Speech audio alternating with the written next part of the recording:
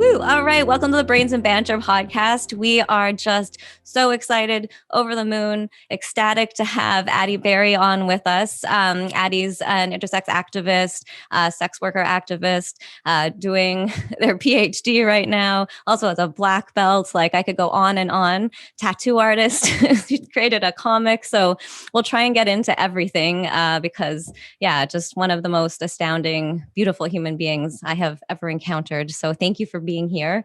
And I was thinking, do you want to just start by talking about how you got into sort of like your personal story and how you got into activism and everything that you're doing now? Sure. Thank you for having me. So good to be here, and nice to meet everybody that I haven't met before. Hey. I guess I could start at the very beginning. There was a drug pumped into pregnant women from the 1930s to the 1970s called diethylstilbestrol, which is a synthetic estrogen.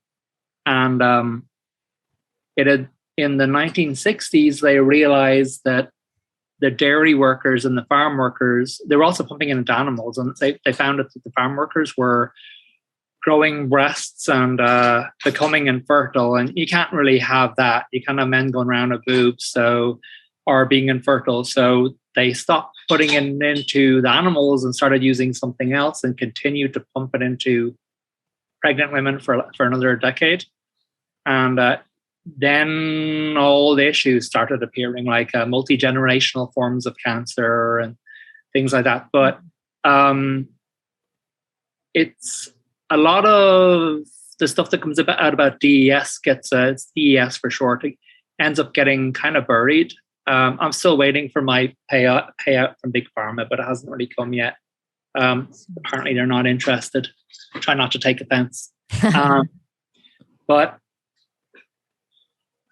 I was born intersex. I believe as a result of my mother taking this drug, and there's more and more papers coming out now, or more recently, about the effect, about basically attributing intersex variations to people on DES. But at that time, based on John Money's theories, the guidance for parents was to not tell anybody about your intersex baby, but move away, start your life over, and just that's the thing to do. And on the other end, my mother had, I don't know how much you know about Ireland, but it's I think the trauma in Ireland is not that it can't be rivaled, but it's tough. I mean, like in the 1930s, when England moved out of most of the country, out of the 26 counties at the bottom, and Donegal, which is the top, but the Catholic Church and the new government rolled back women's rights drastically, and they criminalized sex work and contraception, and there was a lot of poor houses, which are basically all over the world, but in Ireland in the 30s, they turned into prisons, and they started they convinced the Irish population to drag their daughters off to the Magdalen laundries. And so they were being enslaved and the children trafficked for profit. And that continued, like the last one closed in 2006, and they were still running as per usual until at least 1996, like in Dublin. So that it's not that my mother was in a Magdalen laundry, but it sets the tone for the kind of country she came from. And she was a very traumatized, kind of broken person who escaped Ireland and all the abuse she'd suffered there, made it to England. And then they're telling her, you need to fuck off back home with your intersex baby. And, Ireland's still, you'll hear now that Ireland's not that Catholic anymore. It's not true. It's essentially the same power structure. It's just a lot of the power is held by religious orders. Like now they're an NGO. We're not religious at all. We just happen to be founded while the Magdalen laundries were in business by two of the religious orders that are notorious for enslaving and abusing people and trafficking babies. Like, we're hearing about the bodies in the Canadian schools now, but it's the same here. In one septic tank alone, they found almost 800 babies, and so the government's completely complicit. Like, the government just published a report here that more or less absolved the church of any wrongdoing, which is just, the police were grabbing girls that had escaped and returning them. And they were also taking children from families and giving them to the laundries. And, we have a friend whose dad was taken from his family and abused by the clergy and then sold as farm labor to a farmer in Australia, shipped out to Australia as slave labor. And my friend's younger than me, so it's really not that long ago. It's kind of business as usual. But that was the environment she came from, and then she moved back to it, with me. So I was basically considered a bad omen, bad luck, on the on the house. So it was an odd start. And then the place that they moved to it's an interesting place. It's very strange. It's hard to. It was a little bit of it was a little tough for a sensitive, effeminate kid like me, honestly. That the name literally translates as plague grave or plague pit. The Tala, and it's an interesting place. It's very strange. It's got a odd feel to it. It was a couple of years ago. After we left America, moved back to Ireland. We moved back in 2017 with Trump and everything, and people were walking into our tattoo shops and pointing guns at me after, the whole trans kickback, So we were like, we got to kind of go. But there was a big winter storm that they called the Beast from the East, and we figured, Leah's barely in Dublin. We'll go out and stand here, look at the snow, go back in and have cocoa. But in my old neighborhood, people were building snowbanks to stop the police getting in. They robbed and burnt out all of the cars that were stranded.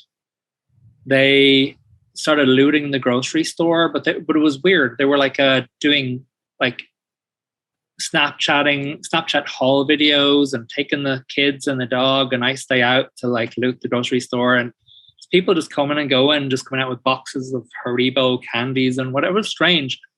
And then during the blizzard at night, they were like, well, what can we do now? So they raided a construction site, robbed JCB, I don't know what the digger, I don't know, from a construction site, and took the roof off the supermarket and got the safe out. We're trying to open it. And it's an odd place, but yeah, that's where little delicate me grew up. But, so born here, then over there, and yeah, it's a whole thing.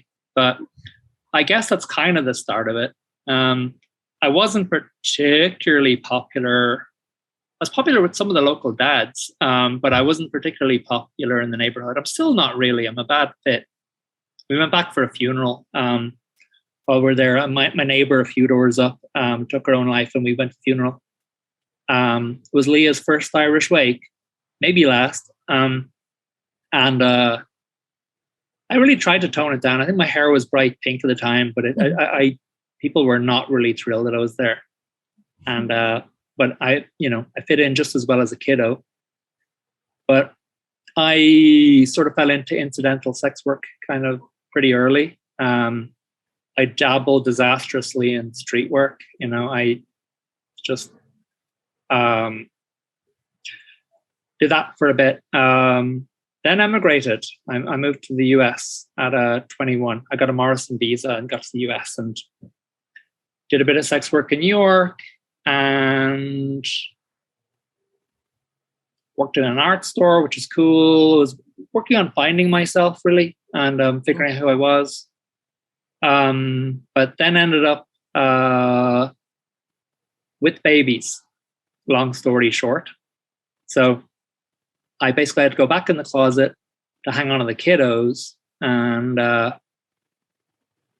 lots of different stuff. I had a lot of issues at the time while raising. I ended I was a single parent of twins, and there was a lot of things I was sort of wrestling with. That I sort of found out a lot later. After the kids turned 18, like before they turned 18, I stockpiled a bunch of hormones. I knew what I was supposed to take, so I got a bunch off the black market, and it's kind of it's really difficult to get your hands on a prescription, you know. And oh, you've got a kitty? Yay, Zoom kitties! I'd stockpiled a bunch of hormones while trying to get my official prescription and going through all the therapist stuff. I'm zooming right through, but up until that point, I was put on hormones pre-puberty. It's a common thing with kids. Also, a lot of intersex people are put on. Like I underwent surgeries in. Sorry, I'm bouncing back and forth like perfect. Like a 6 foot tall flea. I underwent surgeries in America or in England. Sorry, under the NHS before they sent me back, and I still have difficulties from those. But it's one of the things that basically I'm researching in my PhD, that there's no real recourse for them. You know, I mean, we still do these surgeries on 1.7% of the population, but when you go, I'm having problems with it. So jumping again, Addy, the whole thing with John Money was that, which I know you know, that his whole thing was that basically all babies are their gender is fluid until it's 2. I don't know what happens at 2, but the gender fairy comes and cements it. And wherever it's like, you know, don't make a face because the wind will change and your face will stay like that. That's how gender works, according to John Money. So the wind blows when you're 2, and whatever you're doing at the time, it sticks. And, you know, that's why some people's gender is dinosaur. I don't know. I was just going to say, I'm pretty sure my gender was Hot Wheels and Tiara. Yeah, I'm thinking that I would definitely be leaning more towards the tiara, probably. But yeah. I had some Hot Wheels though. Addy, do you mind quickly, just for listeners and viewers less familiar with like terms like intersex, even though that is, you know, most people should know, but it's would you feel comfortable just quickly giving everyone an explanation sort of intersex and just for anyone? Well, it's hard to get the exact numbers for how many people are born intersex. But the UN puts it at around 1.7% of the population. But it could be more. Environmental deregulation looks like it's possibly contributing to intersex births and so on and so forth. And we may have more going forward. But countries like Ireland don't keep any data whatsoever. They do the surgeries, but they don't keep any data. So... and I don't think that's an accident. Yeah. But intersex is an umbrella term for bodily characteristics that don't fit neatly into strict binary medical categories of male and female, I suppose. And there's a lot of different intersex variations. There's a lot of different types, and for a lot of different reasons, you know. So, but basically the John Money model was you take them and you shoehorn them through surgery into boy or girl. And if it doesn't work out, well, that's the parents' fault because they were inconsistent in their parenting, and it's their fault, definitely not my craft theory, you know. But then also you must hide all the information from them because it's dark and shameful, and it will interfere with their consistent upbringing. You know, and now doctors will admit that there's a lot of gender dysphoria, and like there's a higher number of trans people amongst the intersex community. And while not all intersex people are trans, and not all trans people are intersex, but the numbers are higher amongst intersex people, which kind of makes sense. And also too, doctors are admitting more and more that they don't get it right when they assign a gender. It's just they get it wrong a lot of the time. They didn't get it right with me. And I know a bunch of other intersex people that are, assign their own gender at birth. But because our gender is hidden from us, and I mean, in my case, I knew my parents were pretty bitter about the whole thing, so I heard about it a lot, which is good and bad, I suppose. When people are going to the doctors with their issues, they're not going, "Hi, I'm intersex." So we've had half a century of people just struggling with whatever issues they had. And maybe, and you got doctors, I've met so many doctors down through the years who don't even know what intersex is. You got to educate the doctor. They have no clue. Like, nobody knows. It's basically hidden. So there's a lot of information about what happens to babies. Then zilch, where like they flip a coin, do some surgery, and yeet us into the universe. Good luck. And they will say that, you know, when they hear people like me complain, they'll go, well, you're hearing from a very angry minority, but most of them are really happy, which is really interesting because you hear the same thing in sex work too. So every time anybody complains, they go, you'll on one hand, like for example, in Ireland, an NGO founded by two of those religious orders, while the laundries were in full swing.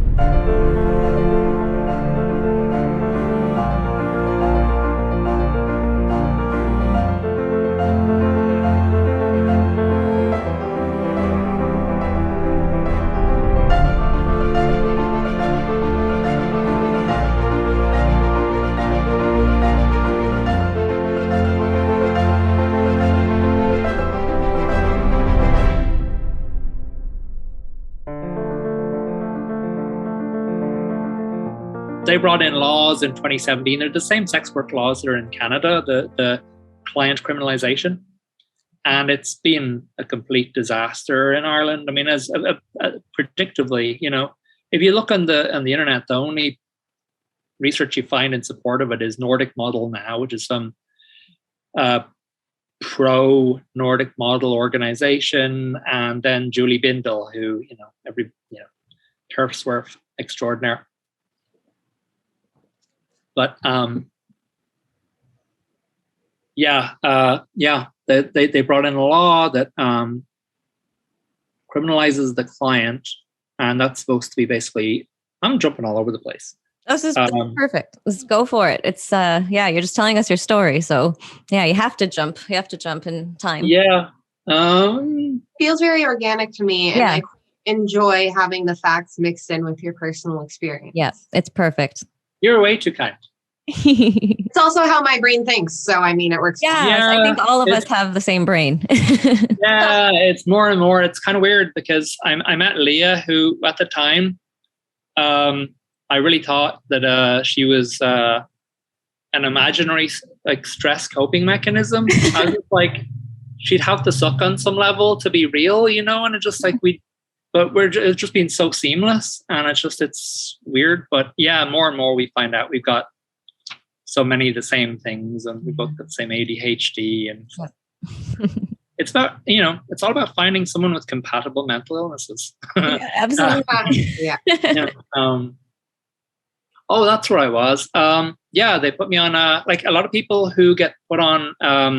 So with intersex surgeries, they perform a lot of castrations on intersex children for no real reason. A lot of people are told that they have cancerous ovaries or potentially cancerous ovaries, but they're removing testes. Like the saying in intersex amongst doctors for a long time was, it's easier to dig a hole than build a pole. So a lot more babies were assigned female. And also based on Dr. John Money's theory, he ran with the Freud thing that the clitoris serves no purpose. So they won't admit now, they keep changing the name, clitorectomy to clitoral reduction and clitoroplasty, but it'll basically just, it's FGM under another name. I mean, Ireland condemns FGM while performing IGM, intersex genital mutilation. It's the same thing. And also too, doctors will look at babies and go, well, that's a small pecker. And I'm like, well, of course it is. It's a fucking baby. I mean, when was a baby ever born? And you're like, whoa, look at the size of the dick on that baby. You know? I mean, that would be a really weird thing to think, too. If you're like, oh, look at this baby. Man, look at that dick. Like, I was thinking that. their dick is massive. They'll grow into it. It's fine. You know, just like, but like, and I don't think there's a correlation between the size of a baby's penis and how big it is as an adult. And also people, small penises, like learn some skills. There's no evidence that shows anybody's any less happy, you know, but they would look at those and go, well, who would want that? Let's assign them as a female and let's make them a vagina. And then it's pretty fucked. Really fucked. And it's a lot of, I mean, I know we're all only, like, we all project on other people and we're only capable of doing that from our own experiences. But here you got these middle class doctors, endocrinologists and urologists, I guess, projecting their own life. Because, I mean, they handed me to a pair of kind of fucking idiots, you know, kind of just really traumatic, fragile people and damaged people. And there's a lot of variables in that, you know. But yeah, one of the results of that, of the meds I was put on pre-puberty, and this made school really, really difficult. So it's really weird to come back to school and find it's a breeze. Not a breeze, like it's work, but it's a lot better this go around than primary and secondary school. But primary school, I just got the shit beat out of me the whole time because I was a tall, effeminate weirdo kid. Now I'm just a tall, effeminate weirdo middle-aged person. But then I stopped sleeping after I went on meds. I was awake basically for the rest of my life until 42. I was awake 6 days a week. What? And but narcoleptic the whole time. And, you know, in America you gotta drive, and it's just everyone has to drive. And so I was in America from the age of 21 and like completely narcoleptic, and I have no idea how I'm not dead, how the kids aren't dead. Lots of wrecks. Like, I mean, my first date with Leah, I crashed the car. I parked it on a wall with none of the four tires touching. First date, and she didn't freak out, so I knew she was the one. She's the one. Yeah. But yeah, I was just a narcoleptic. I had no idea what it felt like to fall asleep. I would just wake up, and I would do that all the time. I would occasionally work construction. I grew up in construction. My family had a construction business, and I never enjoyed it. Almost every guy in my whole family is a carpenter. Yeah. And I did it. I'm just always being bad to mediocre at it. But yeah, I would come to falling off the scaffolding with a power tool, or come to and your fingers over there, and you know, just come to and there's a saw parked in your shin. Like, well, that's not ideal. Just tiny little accidents. Sorry. Yeah, I also had no real bodily sensation. Like, I was kind of there's other people too. Ian Moreland talks about that. Like, you know, I had no sensation down there, like nothing. There's still very, very little. I could still probably nail it to a door or something and like be fine. But the rest of me is pretty damn sensitive now. Go HRT. But yeah, I got on my illegal HRT the day after the kids turned 18. I had a stockpile, and it was crazy. I fell asleep for the first time ever, and for the first time in my life, I was like, "Holy shit! I'm falling asleep. I can feel myself fall asleep." And also, most of my depression went poof, because I'd spent all this time assuming that I was suicidal because my life, like, who wouldn't, you know, like, you had that childhood, you went through IGM, fucking monster parents in one of the most notorious areas of Dublin, which makes me sound way more gangster than I am being from there. I don't deserve that street cred. I should give it back. There should be a ceremony or something. Then I moved to New York because, when I was 10, well, when I was a kid, all those movies in New York, I would see them and there'd be people like me in them. And it was like trans sex workers. And I was just like, and drag queens. And I'm like, oh my God, there's people like me. I need to move there, because the only other representations of people like me were serial killers, you know? And like, if every representation you see of yourself is a serial killer, like, well, that sucks. I don't think I'm very serial killery. So I've read a lot about serial killers. It just turns out it was Hollywood dicks projecting and, and Oh yeah, didn't they make a regulation that said something about how trans women could be in films, but only if they were portrayed as being super fucked up or something like that? I can't remember the rule itself. Yeah, I didn't know it was official, but I mean, it was an old school official thing. I will look it up because I want to get this right. So please continue telling your story, and if there's a good moment, I'll be like, I found the thing. Yeah, that's interesting. No, I don't think I knew that. But yeah, in New York, like for example, Fort Apache, the Bronx, started off with Pam Grier shooting a cop, and she's so beautiful. And so we're already off to a good start. And then there was trans characters in the movie, and the neighbors didn't hate them. Like it wasn't, I mean, they jeer them a bit, but I'm like, that's way different reception than I'm getting. So I was like, I want to move there. It just looked beautiful and diverse. And it took me years to realize all those movies were about how bad New York was supposed to be. And I went right over my head. Like I lived there. I moved there while the murder rate was at its peak. And I'm like, this is great. And I really was though. Like I lived in a building that's kind of notorious. And it was great. It was, more Zoom kitty. Is that the same cat that just walked through yours? It's a magical Zoom kitty and just appearing in. Exactly. Same one. That's Finch, right, Kennedy? Yeah, he's driving me nuts. It's because inside. My go next. But yeah, just years later, I went back to New York with my wife. Leah, we went to a wedding in New York, and it was an exhibition about Fort Apache, the Bronx, and it was all about how the neighbors were protesting the movie because it would make New York look bad.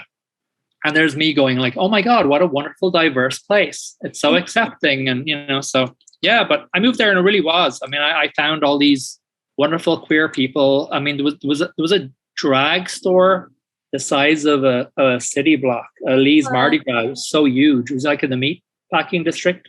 That's cool. And it was just and it was around the time they were recruiting at the time for auditioning to Wu Fong, Thanks for Everything, and there was flyers in Lee's Mardi Gras, and also my coworkers. I worked at this art store that's a really beloved art store. It's kind of a New York institution. Like I couldn't wait to go back and visit, but it literally closed the month before we made it back to New York. I'm just like, God damn it. But my coworkers chipped in and bought me my first pair of brand new heels. It was great. So having to pack that all in when babies came along. I love my babies and they've really helped me grow up a lot, but it wasn't, the timing really wasn't ideal for me because I was really trying to figure myself out, Yeah. So I thought maybe that's why I was always suicidal. I think part of it, but I was also just I was narcoleptic the whole time, and I was sleeping one day a week, and that continued till I got access to HRT, and all of a sudden, poof, most of my depression just took off, which is really wild because I'd been seeing doctors over and over and over again, and just no luck. But yeah, turns out hormones are magic. My doses are still way, way low. I mean, it's kind of wild. As a baby, because if I want to get seen, I'm basically waiting for trans care because they get their gender assignment wrong. And the waiting list for trans stuff is years. The reason I end up back in school, you got to turn all your frowns upside down, or do your best to. Anyway, I think it's kind of revenge. It's something you can do. Like they punch you and like, oh, good, I want to be punched there because I don't know, insert whatever reason. When I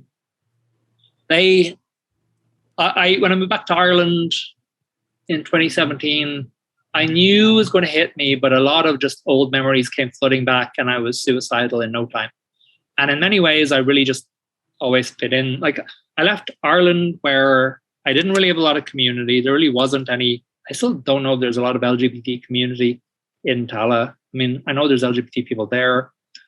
I don't know. Maybe there is now, but there wasn't as far as I was aware when I was a kid.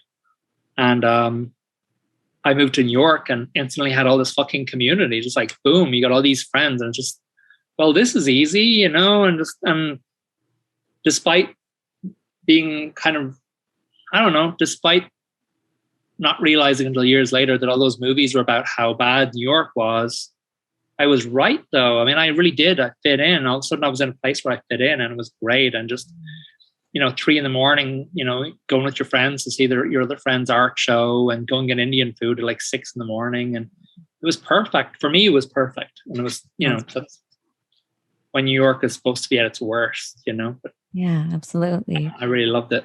Sounds wonderful to me. Like, Yeah.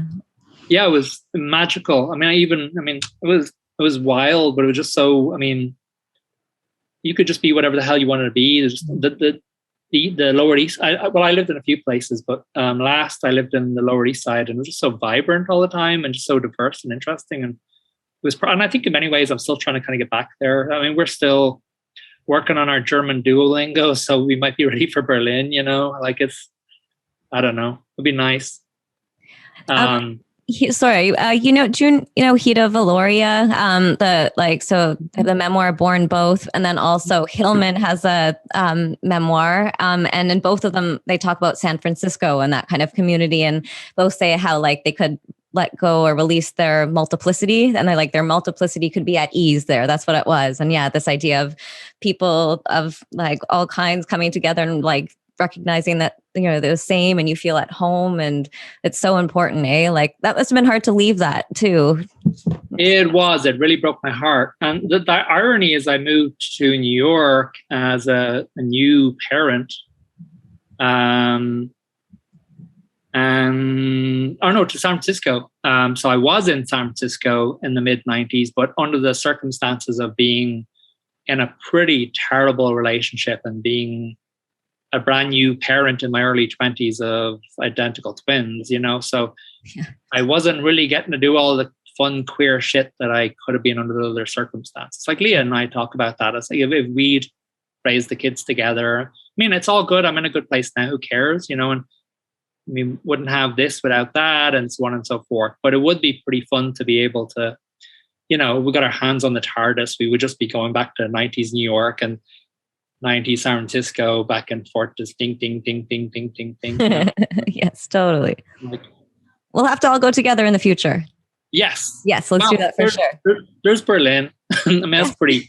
And you know, Austin's a lot like that too. Austin was a pretty good fit. And it was just pretty queer, you know, nice, and like Austin was a good place. But we're still glad. I mean, it's been tough in between here and there. It's been good since we've been here, which is, you know, since September last year, nearly a year, I suppose. Coming up on a year. Just passed my ethics today. So such good news. Woo! Mm-hmm. Yeah, you're doing so many things. Addy's chapter on intersex and older adults is just magnificent. So yeah, we're so excited to have it part of the collection. And yeah, I want to talk about so many things. So yeah, I should let you just keep going with your story, and then it will lead, because you're so good at just like, we don't have to do anything. We can just listen to you and be wrapped up in what you're saying. It's fine. It's like heaven. This works perfectly. What do you think, Naz? Happily giving you the platform, please. Yeah. I love hearing your stories. I feel like everyone needs to hear this, and this is a great opportunity to get that, and it flows so perfectly. So please continue. You're way too kind. Your voice is so soothing. Isn't that true? Thank you. It's because I smoke a lot of weed. That's what I've been doing wrong. Yeah.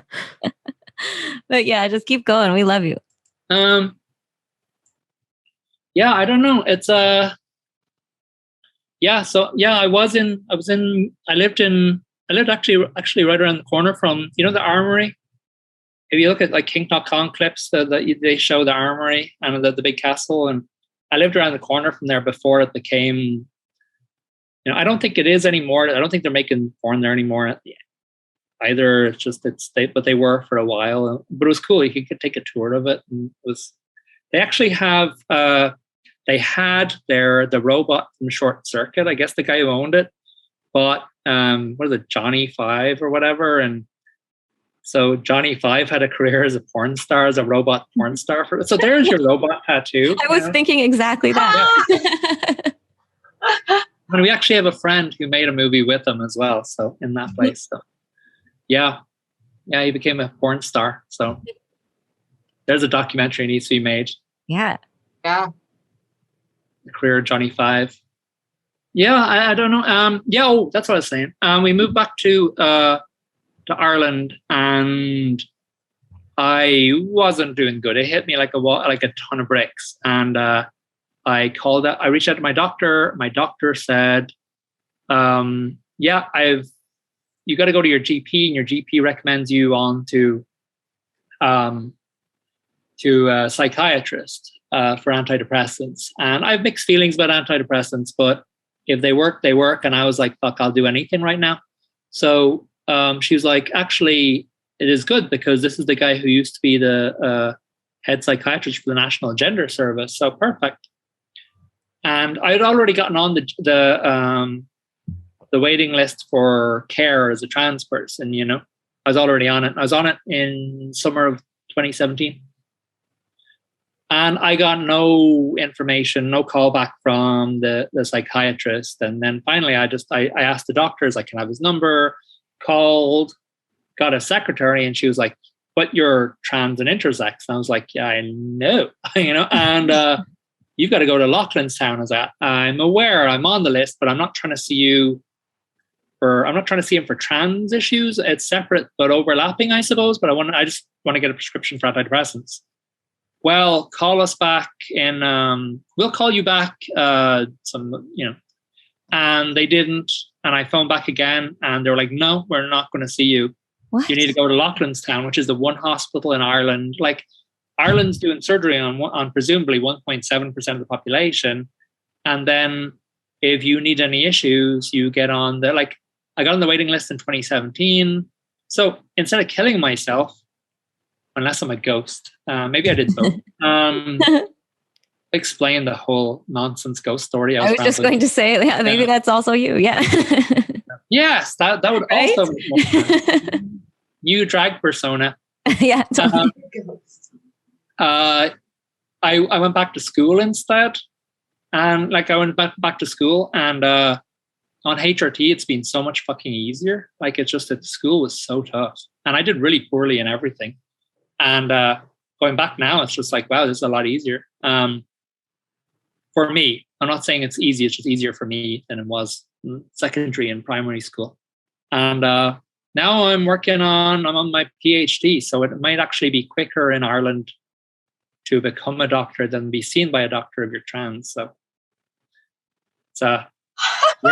Sorry, I shouldn't laugh about that. Yeah. What an incredible way to frame it. Yeah, it's a bit nuts, isn't it? I know so many girls that I've tattooed down to the years that are on the same meds, for on spironolactone or aldactone and estrogen, whatever. It's just the same shit anyone else can get. But for you, I had to go through a bunch of therapists to let's make sure. You already did fucking surgery on me. It's not this whole thing where you're going to go from male to female. I was born somewhere in the middle, and so I'm just sort of, and the thing is too, there's so much turfy shit, about, there's lots of feminine, whatever. I was really bad at being a boy, and everybody thought so. And even when I got a bit older, and even though I wasn't necessarily out as an adult, I was open about it. I've never lied about it. I would just be open about it. I would tell people what I was, and no false expectations. And then girls would complain. It was like going to bed with a girl. And it's I did tell you, but they wanted something rugged, People are, yeah. Ugh. Yeah, I was tattooing somebody, and they'd be like, "Oh, I could just picture you carrying me into." I didn't get this a lot. I get it occasionally. I think most of the time they're just trying to get free tattoos or something. I don't know. But they were like, could picture you carrying me into a castle. And I'd be like, well, princess fantasies too. So I'm not sure we're compatible. Also, what if you want to be carried into a castle sometime? You deserve that if that's what you want. Well, that's why Leah and I are doing yoga in the morning, so she can build up those muscles. Perfect. So she can carry my large ass into a castle. In a wheelbarrow. A wheelbarrow will work. Yeah. Wheel me. Yeah. Yeah. It's my favorite things, Addy. I've said this before, but like just this ability, Nas, all of you do this, but especially with Addy, when you're telling your story, which is so traumatic, but then we're just like laughing our asses off at the same time, right? It's something really traumatic, and we're like, so it's an amazing ability, and you're amazing. You know what though, too? Like I sort of, I mean, kind of fuck him, fuck John Money. Yeah, fuck that guy. My shite parents, fuck all those fucking people.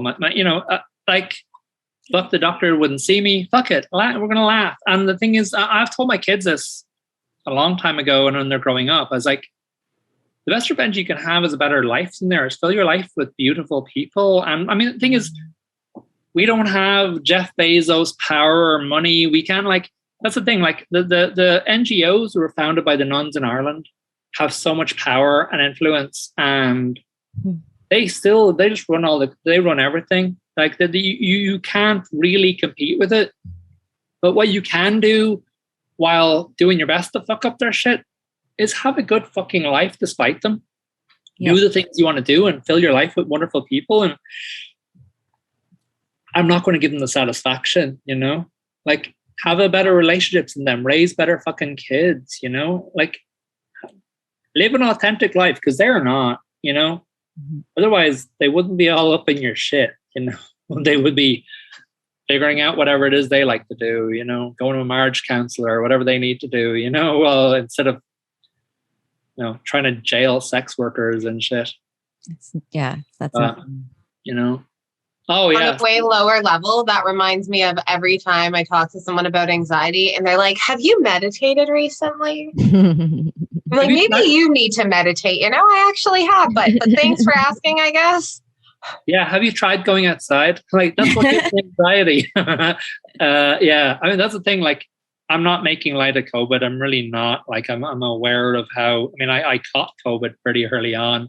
Was pretty sure I wasn't going to make it, but I'm like a cucaracha. I'm hard to get rid of, apparently.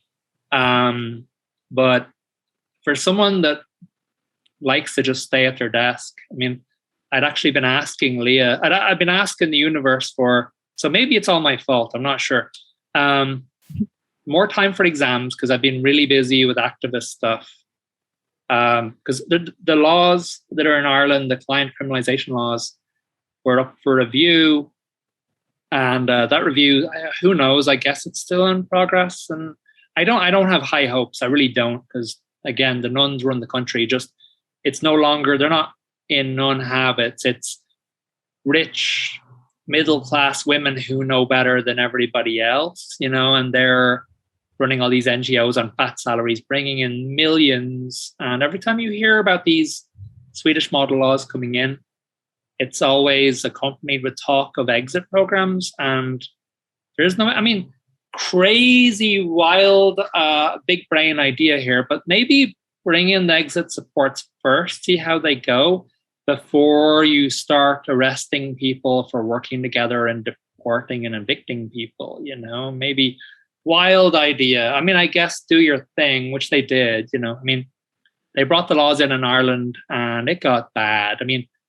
I don't know. I posted there on Twitter the other day. There was like on Instagram, but the headline of the Irish Times, where it's on one hand you're hearing that the church is gone in Ireland, but it's 2021 and Catholic bishops are writing the sex ed for our primary schools, like Catholic fucking bishops, and we know that they have septic tanks full of dead babies. They were trafficking. The last place closed in 2006, the last prison for women, and where these fuckers run the country. Yeah, you don't really want people with that little of a clue of what consent actually means teaching sex ed, let alone the fact of the lack of education and knowledge in that area. Yeah. Well, it's also like everywhere, most places HIV is going down. Ireland's one of the few places where it's continuing to skyrocket. Oh, wow. But also, all of our schools are church run. So, I mean, like, I was gone for nearly 30 years. And of course, I'm hearing about how much better everything got. And some things did get better. Like, while I was home, the 8th was repealed, so people can actually access abortion. Marriage equality happened before I moved home. Those are good things. They shouldn't have been gone in the first place, you know. But there's a lot of shit that just has a long way to go. It's bad. But I sat down with getting ahead of myself again. Because I'm perpetually naive, like Leah and our kids are pretty protective of me because apparently on just some major level I'm a complete idiot, and they feel they got to watch out for me, you know, and I'll just get myself in trouble, which I do, you know, and I don't know, I'm just inherently trusting. I'm just like stuck on that, and my kids and Leah our kids are really protective of me. But so we went back to Ireland and we're like, well, just to be sure, let's make sure it's legal to do this. And we went and met with a lawyer and they're like, yeah, completely legal. Great. So we literally sank everything we had into opening a place to work from as dominatrix. Because I guess I'm getting ahead of myself, because the day after the kids turned 18, I decided, well, I'm a coward if I don't just... I wanted to give them the... I don't judge other people for however they handle their bullshit. It's not an ideal world, but I really wanted to give the kids the most... they didn't get a normal childhood by any stretch. I mean, they grew up in tattoo shops for the most part, and it was wild. I mean, we lived a lot of places, moved around a lot. It was a lot of weird shit. But I knew a lot of things not to do as a parent. So I was actually a pretty good parent, honestly. I mean, I parented myself. I've been more or less my own mother and father. And so I had some practice before the kiddos came along. But Can I ask you a question about your kids? Yeah. So being raised in tattoo shops and surprisingly well-traveled, it sounds like for a lot of kids, kids rebel, or have they rebelled in any really interesting ways that aren't kind of expected? Yeah, they're normal. They're like, I mean, it's kind of like, I feel like I've succeeded and failed at the same time, because I think and we kind of are, we got a lot of kind of adoptee, like sex worker kids, and, you know, and we get a lot of Mom's Day cards from sex workers, but our kids are, I feel like we'd be really good parents for like queer kids or trans kids, whatever. And no, our kids are super normal. They're really balanced. They don't have any of my issues. They're just kind of charismatic, cool, funny. They're like way cool. They're like, described yourself. Yeah. Yeah, they're just like, yeah, they're cool. And they're really normal and really good. They're really just good guys, you know? It's that's because of really, you. Yeah, congratulations. Like, clearly put some work in there if you went through all of that shit and your kids turned out fairly stable and fine and happy. Oh yeah, something along the way you did right for them to turn out that way. Yeah, through the chaos, you did something right along the way to make. Yeah. Oh, sorry. I always have to do that too. Yeah, I have no idea. I'm blaming autism. I don't know when to jump and tend them. I'm just really bad at it. You know? I don't know how I make it across the street alive. I think it's a combo of good and bad luck. Like, because I think if everything had gone well, you know, quote unquote, I would have had money I had one babysitter ever, one the entire time. Oh my God. And that was a guy I tattooed with. He was a piercer, and he said he's a whole podcast into himself. He's no longer with us. But he said, my girlfriend, who I liked and I knew, she'll watch the kids if you're a designated driver and drive us to this corrosion of conformity concert in Tampa. And I was like, sure, you know, why not? I'd never had a babysitter, and the kids weren't that small at that point, you know. And we were at the show 15 minutes and 4 people were stabbed right in front of us and had testified a murder trial. The one time I had a fucking babysitter. Yeah, you can probably Google it. It's probably still in the papers, probably comes up. But yeah, like we're real close too. And like it was a whole thing. Yeah, it was. Yeah, the one time I got a babysitter. That'll teach me. Me. You don't get a break. Yeah. Well, that's the thing too. I think like just circumstances caused, like I couldn't leave the kids at home. Their mom caused a lot of trouble. She was calling the police with all kinds of wild shit. Like, you know how when you're in a relationship and you blame them for everything and they leave and you realize half of it's your bullshit?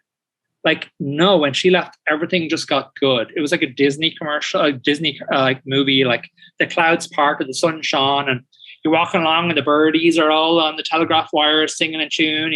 Like, to that point, I chain smoked from about the age of 7. I stopped smoking. I didn't even give them up. I just never smoked again. Wow. The kids' health improved. Their grades shot up. The power stayed on. We stopped getting evicted. It was just like, life just got, it was just like, holy crap, it was all you. Oh my God, you know,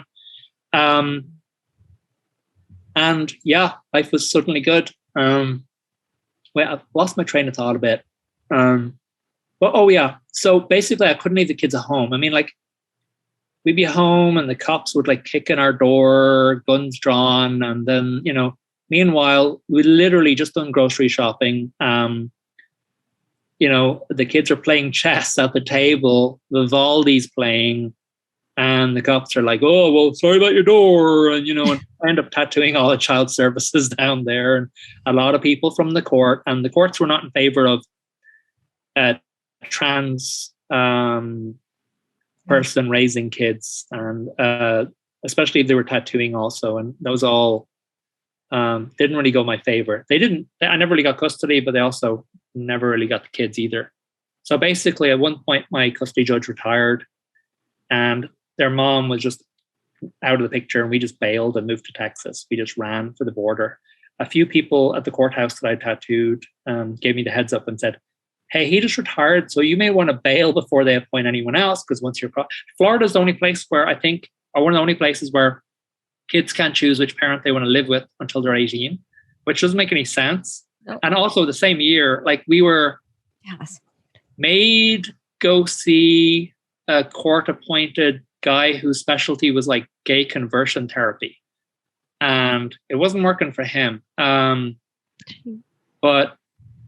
basically there's a thing in Florida called the Baker Act, and it's supposed to be a suicide prevention thing, but it's not. It's so abused. Like there's people are Baker acting their family members left, right, and center. Couples getting in fights and Baker acting each other. And when you call the police, there's no takebacks. You're getting locked away for 3 days and drugged up, and then you get out 3 days later. But these places are making a fortune off it, you know.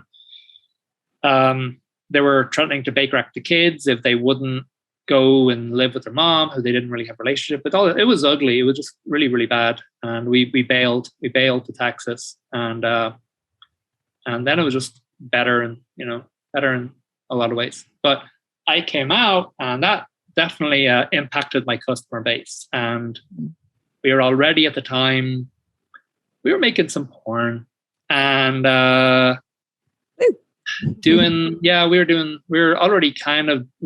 was full-time doing sex work and working as a dom, and we're filming and everything. And I just started doing it too, to make up for my shortage of customers. And yeah, we moved back to Ireland, and we're like, we sank everything into opening up a space. And then we just started getting harassed. We got raided by the police, and then we got harassed for months, and then finally evicted under the current laws. And we lost everything, you know. We lost, we didn't have a fucking penny. We had nothing. We had no way to make money. Like, I tried to get work. Ironically, like I spoke at an intersex convention not that long ago, and one of the people who sponsored the convention was a company that wouldn't hire me when they saw my passport that I was trans, you know, that I was legally female. So like you just can't get work. In Ireland, yeah, like, yay, you can change your gender. But you're fucked when you try to get work or anything else. So there's sex work, but the police will evict you, you know. Ugh. And so there's a lot of stuff. So basically,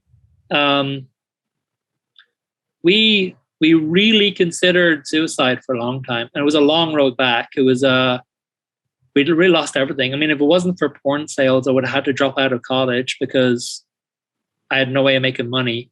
And it was a rough road back. And I think we're still, I mean, Leah said it the other day, like, she really thinks she has PTSD just from the Irish police, you know, and from that whole experience, which, you know, I mean, I know she does.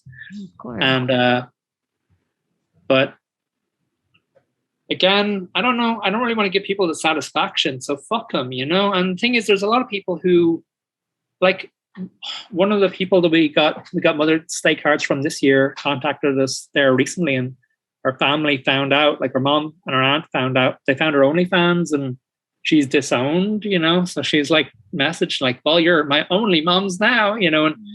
And there's a lot of people in danger of like losing their families. Like the stigma in Ireland and the repression is just off the charts, you know? Like in America, for example, Leah's family are pretty conservative. We know who they voted for. We won't mention it. They know what we did for a living. They don't give a shit. They don't care. And they're conservative. In Ireland, you know, you tell people, you know, what you did. Like people ask what you did or what you do, and I'm like, well, do this. And they act like you just told them you devour cute babies or something, you know, just they look horrified. They're just like, but it's you know, like that's your bullshit. It's not bouncing on me. I mean, that's the thing. I got into sex work, well, because I'm trans. I trans really because I'm fucking intersex, because you assigned me the wrong fucking gender, did surgery to match. You basically made me you took my phallus, made it a penis that's got no sensation in it and is really difficult to pee through. On the plus side, I get a lot of Duolingo done in the bathroom, waiting to try and pee. So thank you, surgeons, for my really sketchy knowledge of German and Chinese and Russian and all the other languages I'm trying to get good at. So you got to find the plus sides. Fuck them. Like, well, I'm here anyway. May as well do Duolingo. Yeah. Well, you know that all those people who are going to get mildly offended or super offended at some point or another, they're going to Google it. Like within the next week, they're probably looking into whatever somebody says that they've done for a living because they are deadly curious about it, which is why they don't want to talk about it. Oh, yeah. It's, you know, every time you hear about somebody's boss coming out and like that they found their only, well, how did you find my OnlyFans, Jim? You know, like, were you the guy? You're probably the guy that was sending the shitty messages that they didn't respond favorably to, and that's probably why. You know, but it's we make a situation where people kind of have to turn to sex work, and then we punish them for it. But that makes sense. I mean, like, it doesn't make sense to do these, but it makes sense if you look at who's pushing for these laws. Like in Ireland had in what year was it? Like, I don't know, around 2009, a piece of quote unquote research came out.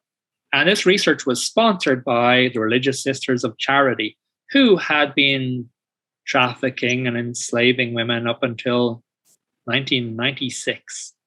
So it's only like, this is, I mean, like 13 years later, they're writing research. And I know just like, I can't remember the totals off the top of my head, but they were like, gave some number for like, this is a huge booming business. But then when you follow the little asterisks down, and this is calculated at Ireland having 800 sex workers who work 6 days a week and make $250,000 a year. Like, are you kidding? What? Like, so what are you rescuing them from? Yeah. Like, so you want them to rescue them that into like working retail? Like, are you kidding me? They can make their own schedule and $250,000 a year. And of course, it's nonsense. I mean, I've talked to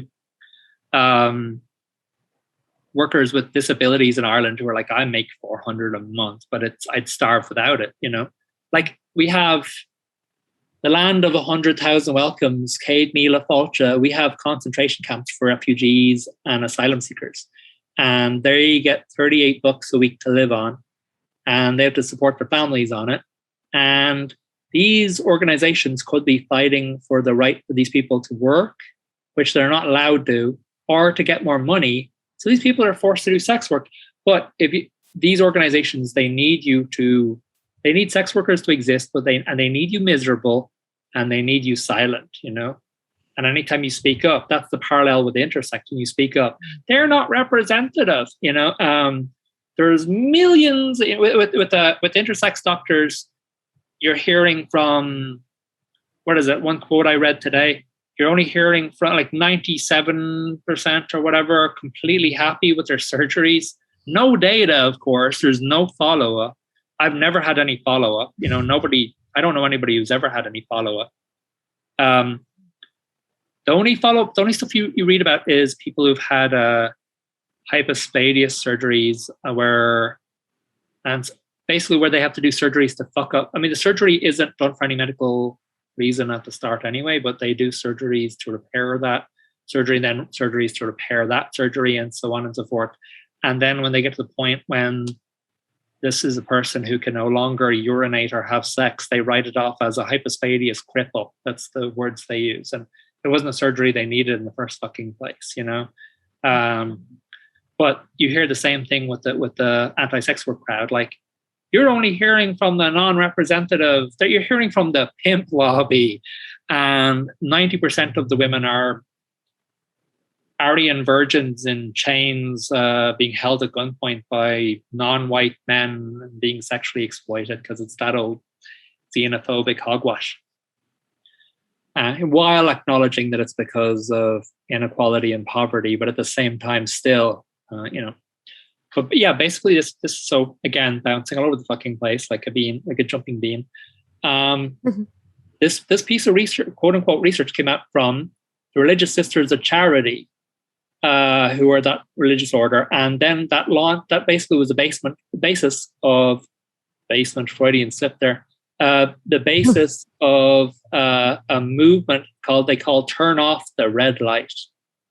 You know, I mean, these are people who fucking did human trafficking for decades and slavery unapologetically. Like, and you mentioned in the papers recently about this, they've come back and said, that's elder abuse. Like, you're bullying those nuns that did fucking, I mean, like, hey, you're trying, I mean, they were trying geriatric Nazis, but you know, if you say anything mean about the nuns, that's elder abuse. But like, they did some abuse. I mean, I think if you found one baby in my septic tank, that would be grounds to look at me a little suspiciously, to say the least. If you found 800 babies in my septic tank, I'd probably get to become a government advisor. And in fairness, from the government's point of view, who better to advise the government on human trafficking than religious orders who actually did it for fucking nearly 100 years? So in fairness, from their perspective, they know their shit, you know. But the sad thing is, they make a lot of profiting. They get a lot of funding from this. So this Turn Off the Red Light movement in Ireland that brought in the client criminalization, it was led by Ruhama, which is an organization founded by the Good Shepherd Sisters and the Religious Sisters of Charity. Like, the nuns still sit on the board. Immigrant Council Ireland, which was founded by the Religious Sisters of Charity, and the Religious Sisters of Charity themselves. Like, it was only a short while before this that they'd convinced Irish people to drag their pregnant daughters along and donate them as slaves to the church, you know, until 1996. And so this is only a few years later that they launched this campaign, Turn Off the Red Light, and they fought for an increase in penalties and fines for working together. Like, I mean, you never see cops by themselves, but every time you see, but basically, like, girls now have to work alone, which means they're fucked if they're alone or fucked if they're together. Because if they're together, you can get them for working together. And that happened in 2019. 2 young girls, one is 20 and one is 25. One of them was pregnant. No clients, no money, but there was some condoms. And they were arrested and convicted and sentenced to 9 months in prison each for the sole crime of working together for safety. And so there's a little bit of money there. The judge made fun of them about how little money was present. They take that money and give it to the NGOs founded by the Religious Sisters of Charity. And that's what they do. I mean, like, for example, there was a woman in Ireland not that long ago. I think she's a Brazilian woman. She was 73 and she was engaged in sex work to raise money for her child's, her grown son's kidney operation.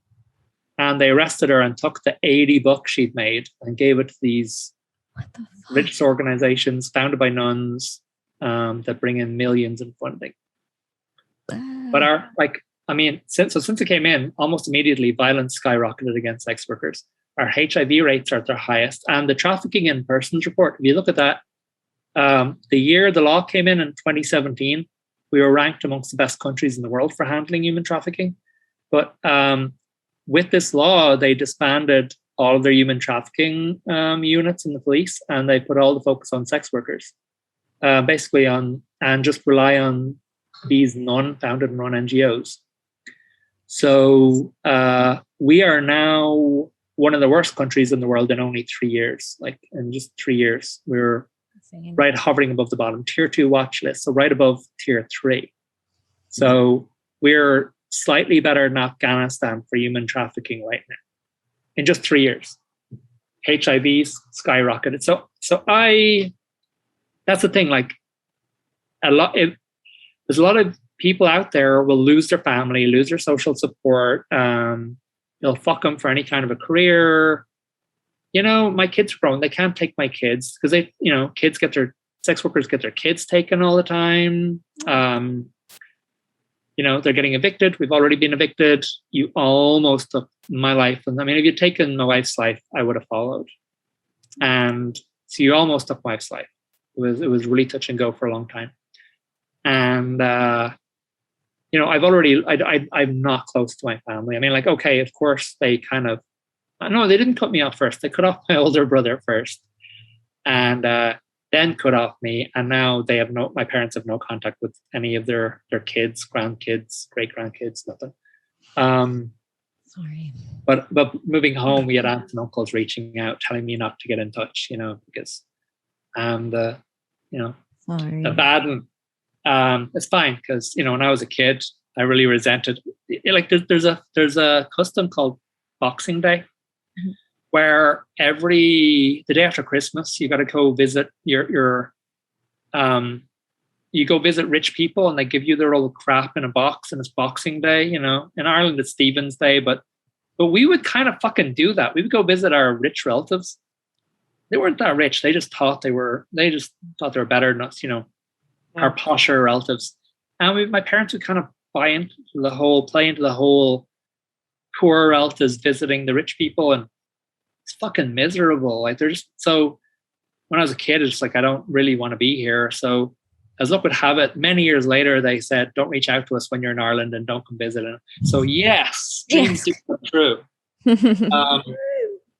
But yeah, so I wanted to meet the cops about this. I talked about some research I was working on at a criminology conference in Cork, and the head of the cops, Drew Harris, gave the closing remarks, and I thought it would be a bit contentious to start hollering at him from the audience, but so I wrote him an email and I said that I wanted to yell at you, but the police sent back eventually. I didn't think I'd hear back, but they sent me back a letter, an email with the response from everybody in the entire chain of command. And I'm like going through, I don't think I'm supposed to be seeing these at all. And then another email came that said, unsend previous email, which I thought was really funny. And then they sent me the one I was supposed to get. And I went with a bunch of sex workers, and we had a meeting with the head of the cops, the head of the Vice Unit Operation Quest, and the head of human trafficking. And it was really interesting because we actually had a meeting with the senior police in Northern Ireland, and it turned out it was the same day, just by coincidence. So we had senior police in Ireland, senior police in Northern Ireland, but the police, the meeting in Northern Ireland contrasted so sharply with the police in the Republic of Ireland. So we ended up hugging the senior PSNI in Northern Ireland, like just like Yes, and I know they do shady shit, but they showed up and they were like, here's 2 liaison officers, whereas like the phone number for Irish sex workers to call in the Republic of Ireland had gone unmanned for like 2 fucking years, and but I wanted to talk with the cops about trust, because I'd gotten a call from somebody at 3 a.m. You know the Kitty Genovese story? I don't.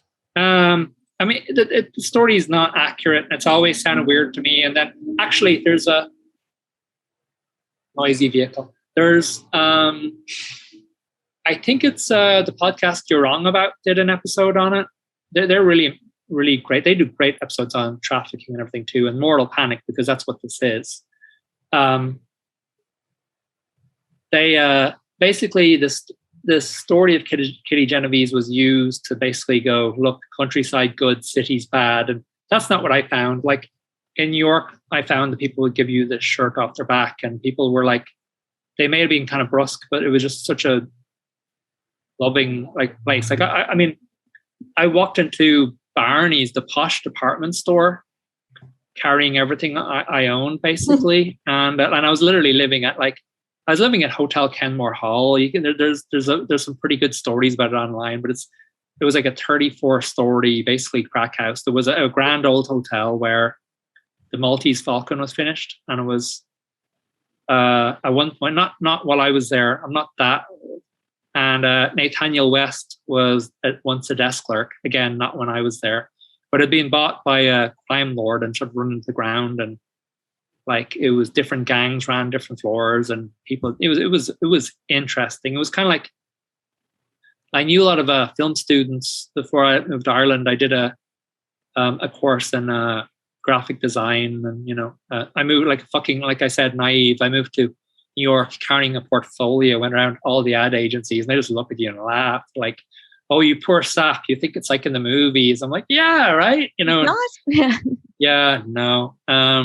Like, yeah, sucker. But yeah, the film students would always make these pretty surreal, like, dream sequences, and it was kind of like living in one. Really, Hotel Kenmore Hall was very, very odd. But yeah, I walked into Barney's, the fancy department store, and the beautiful girl behind the Chanel counter, instead of macing me or spraying me in the eyes with whatever she had, like spray me in the eyes of Chanel No. 5 and call security. Just were like, "Are you looking for work? My brother's building a restaurant and he'll feed you." And I was like, "Okay." And we're still in contact. It's kind of, I'm still like, I end up, I went and worked in the restaurant, and I was eating there and worked there really until I started an art store. But yeah, and I'm still in touch. I ended up living with her and her crazy chef brother for a while on Roosevelt Island, which is other weird fucking place, but really pretty cool. Cool. But yeah, I mean, people are nice in New York. But the Kitty Genovese story was that New York bad, countryside good, and people in the city don't care. All these people saw her being attacked multiple times and then murdered, and nobody did anything, and it just wasn't true. I mean, there's so many reasons why, But I had a call from somebody about 3 a.m, and I could hear the person on the phone. This woman screaming, "Somebody help me! Somebody help me! Please, somebody help me!" And she was like, "Well, I feel like I should call the cops, but based on my own experiences, I don't want her to be in even worse circumstances." Yeah. I mean, in 2017, I think it was, a cop came back and raped a sex worker he'd arrested earlier. The ombudsman investigated and decided it was consensual, that somewhere along the way they fell in love, completely ignoring the power dynamic. So it's not good. I mean, there's another story shortly after that, Dara Quigley, this really amazing person. Like the mental health help really doesn't exist. It just doesn't exist in Ireland. The conversation's really far behind. And it's just, I mean, I've met so many people over there that were suicidal and told to come back. I've got them beat because I'm going on 4+ years, but they were told to come back like a year later and whatnot, and you can call the suicide line, which is staffed by volunteers, and it's not good. But this pretty amazing person, Dara Quigley, had a bad spell and ended up walking naked and through the town. But a cop got the footage and shared it amongst his WhatsApp friends. And by the time she found out about it, it had been shared 230,000 times. So she took her own life. And that cop, zero repercussions, you know. But that's the thing. It's a really misogynistic culture. Yes, it is. But so she didn't want to. This person who called with the woman screaming in the background, while we were on the phone, it was resolved. Somebody came down and let the woman in. But I mentioned that to the cops. You know, I was like, I want people to be able to reach out if they're in help. Like I talked to somebody here in Huddersfield that does sex work, and they were like, they wouldn't hesitate to call the police if they needed. But in my own research with sex workers in Ireland, sex workers told me that whether they would or not, they told me they'd take their own life before they'd call the police. I mean, I spoke to one worker on outreach and another worker who'd been, both of them had been raped and were afraid to call police for fear of making it worse. So, but the cops were completely confused as to why Declan Daly and Andrew Lamb, they're completely confused as to why people wouldn't trust them. And I was like, well, you might evict them. And they were like, well, we have to evict them for trafficking. It's like, what? You know, and he said, as a matter of fact, we've got funding to bring in another 75 Gardaí to increase evictions against sex workers. So, you know, yeah, it's grim. When I mentioned that I'd been looking at emails by undocumented workers, were basically trying to explain to Irish clients, you know, bear in mind, sex ads written by fucking bishops, why you need condoms. They basically the Irish guys aren't getting it. Like in my case, like I can go get tested whenever I'm queer. You know, I can have condoms here. These guys, if you're bullying an undocumented worker into unprotected sex, which with a reduced number of clients, like under client criminalization, a lot of workers have lost their best clients, and they're a little more desperate. They're agreeing to, and the thing is, there was research out that said this before the law came in, and it's come to pass that basically workers are agreeing to things they wouldn't have done before because they're desperate. Yeah. And so if you're the kind of guy who's bullying an undocumented worker you've never met into unprotected sex, chances are you're not going home and telling your girlfriend and going, we better wrap it up for a while. I just bullied someone into unprotected sex.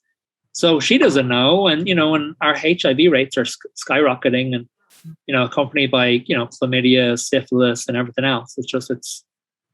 But, you know, as long as the non-NGOs are getting funding, I suppose. But yeah, what was the other thing?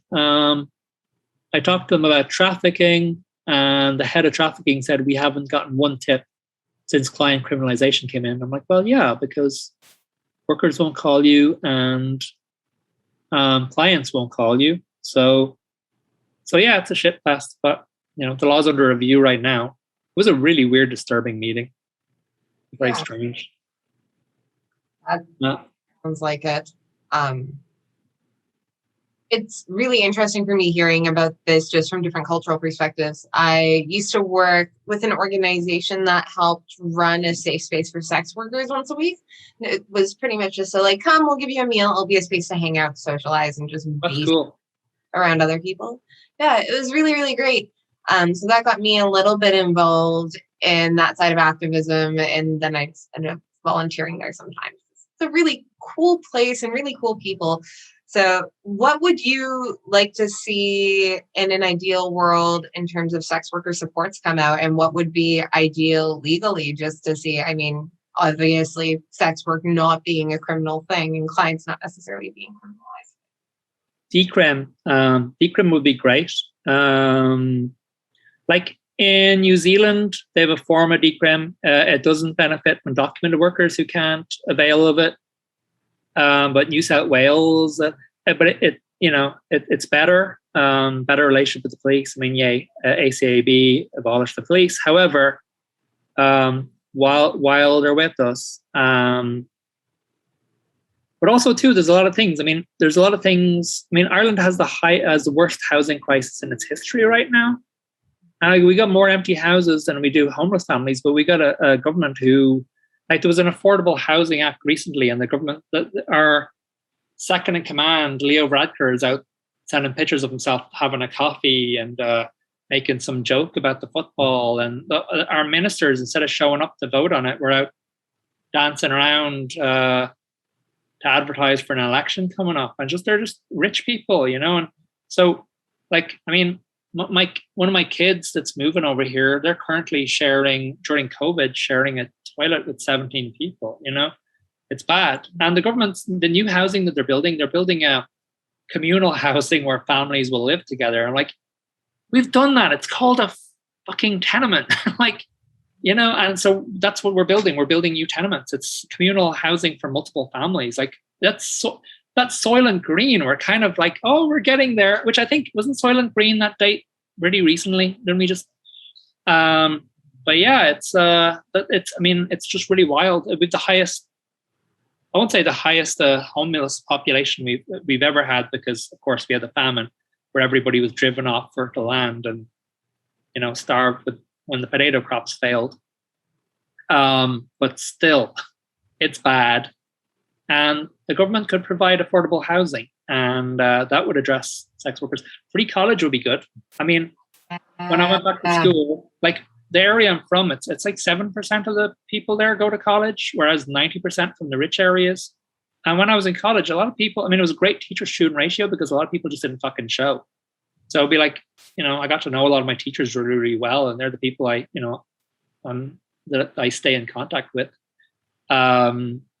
But sometimes it'd be me and a couple of other people. We had a lot, like 60 empty seats that there's no reason we couldn't fill those seats with I mean, instead of paying for, when I did outreach, there's 2 cops. Like, there's twice as many cops, I'd say, as there were sex workers. So you could take that money and just pay admin for some fucking sex workers to go to school. Childcare. I mean, Ireland banned condoms up until the 90s. And the thing is, like, now you can get contraception and now you can get abortion.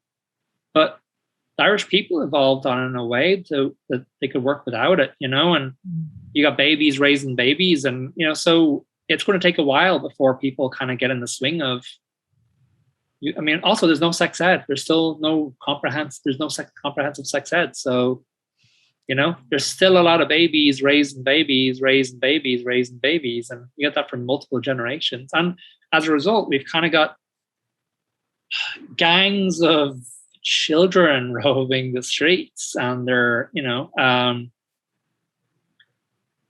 they're kind of dangerous, like little kind of kid. Leah and I got surrounded by a gang of little girls. They couldn't be more than 8.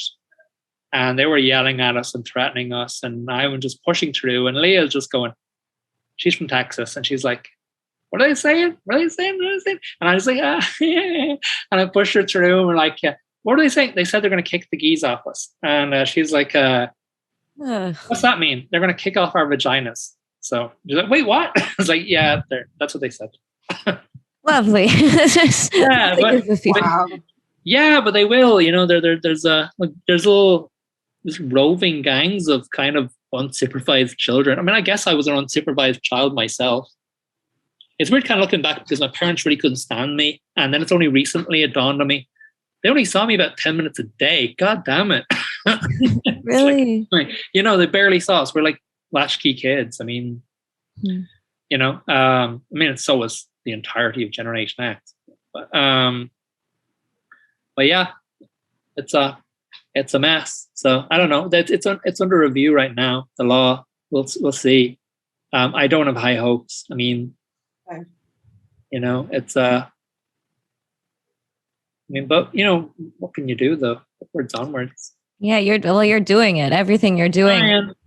I'm trying. You know, there's a lot of learned helplessness. There's a lot of repression. Like, I feel like in America we could kind of get together like 30 sex workers, no problem, and you know, and hang out and do stuff. And in Ireland, there's just a lot more repression. It's harder to get people together. There's a lot more shame and secrecy, and and that needs to go. But there's more and more brave people standing up. It is changing, but good God, it's slow, Yeah. But yeah, it's I don't know, those things. I mean, free childcare, free college. I mean, that's such a school is such a class weapon, really. It is, yeah. Yeah. So affordable housing, all of those things. Let people in direct provision work. Bigger ways to address trans discrimination. Employment discrimination. That's the thing in Ireland. The laws are such that they can't fire you for being trans, but also they won't hire you if you're fucking trans. So, so all you can do is sex work, which leads you being evicted, and so it's a whole thing. Yeah. Yes. And this problem leads to this other problem, and this problem leads to this otद problem. And there's so much like that. Jeff Bezos going to space for 4 minutes for like $5.5 billion. Like we could change the world with that money. It's just so infuriating. I will still take solace in for 4 minutes. There was one less terrible man on this earth. I saw this. Someone, I think it was on Twitter. Someone was like, "When Jeff Bezos gets back, let's all pretend we don't know who he is." Like, I'm down.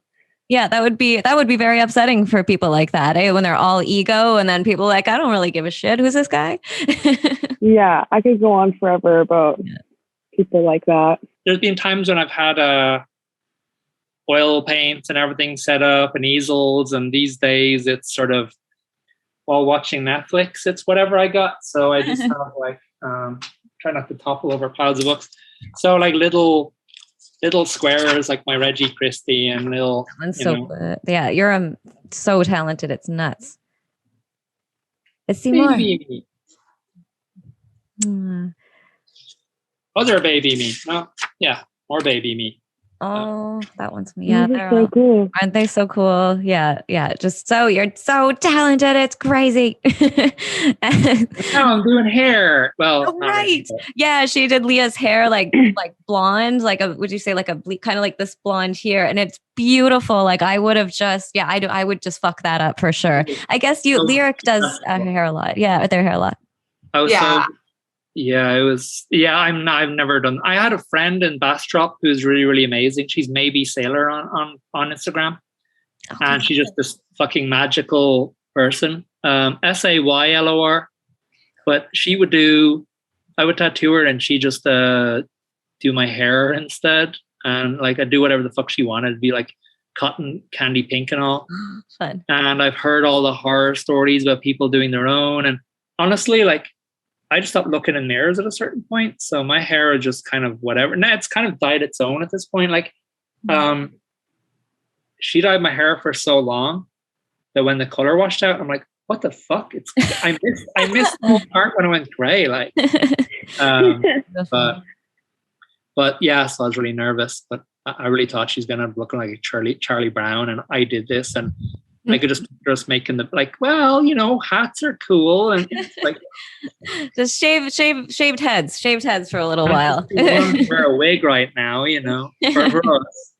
On my last haircut, I accidentally used a bit of the clipper attachment that made it too short in an area I didn't mean to. So I just ended up with a line undercut there. I was like, screw it, this is the coolest part of my hair now. Fine. When my friend and I were in Vienna, we got drunk, and this random guy just cut her bangs for her, and they were like so short, like straight like that, like uneven. And she's like, it's gonna grow back. And the next morning she woke up and was just horrified. So we had another month left, like in Europe. So funny. That's a good story, though. I like it. I mean, I'm down for random tattoos and random haircuts. I'd never heard of random haircuts. Yeah, totally. Yeah. I'm not getting one. I'll get some rando tattoos. Oh yeah, me too. I randomly dye my hair. If someone has hair dye around and I kind of want to dye my hair, that happened at a dance weekend once. Someone was dyeing their hair pink for funsies outside and was like, do you want something? I was like, yeah, this bit of my hair is faded enough. Just like put a stripe in. It's fine. Yeah, go for it. Yeah. Our kiddos came over during COVID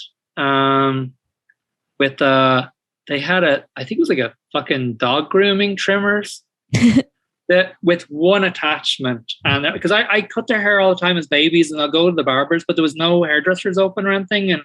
And they have the most, Leah and I have this fucking, like, you can't even see one strand under a microscope. It's invisible. It just is so fucking fine. And they have this beautiful, thick, luscious hair that I'm really jealous of. And, you know, and I've been cutting their hair since they were babies. And I'm not that I'm good at it. I just have been cutting their hair since they were babies. But they came over and the fucking thing was battery operated and it died in the process. And I'm like, or just, you can't let your baby out in the world. And all I had was just a fucking, like, you know, I'm just like trying to do their, like, you know, like, just doesn't make it worse. Yeah, no, I mean, it came out fine, but yeah, they're fine, and it grows. I'll show you a picture. I love a picture. I want to cut my hair now after all this hair cutting. I know. I want more. I want a tattoo. I need money. Yeah, same. I know. I need another tattoo. They showed up in matching outfits without even meaning to. That's so cute. You have gorgeous hair. Ooh, if you're up for a part 2, then that'll be amazing, because it's just crazy how many more things we have to talk. You have a psych degree, like we were saying, the black belt. Like, I mean, I can't get over how many things we have to talk about. So thank you for doing this, and I will love you forever. I love both of you forever. Love all of you forever. Thank you so much. It was so nice to meet you guys. Yay. Yeah, it was great to meet you. Oh, it was perfect. Okay, well, let's talk again soon, and just totally in awe of you, and so much love. Thank you. Thanks for your knowledge and your stories. That was wonderful. Yes, thank you so much. Yeah, you're amazing.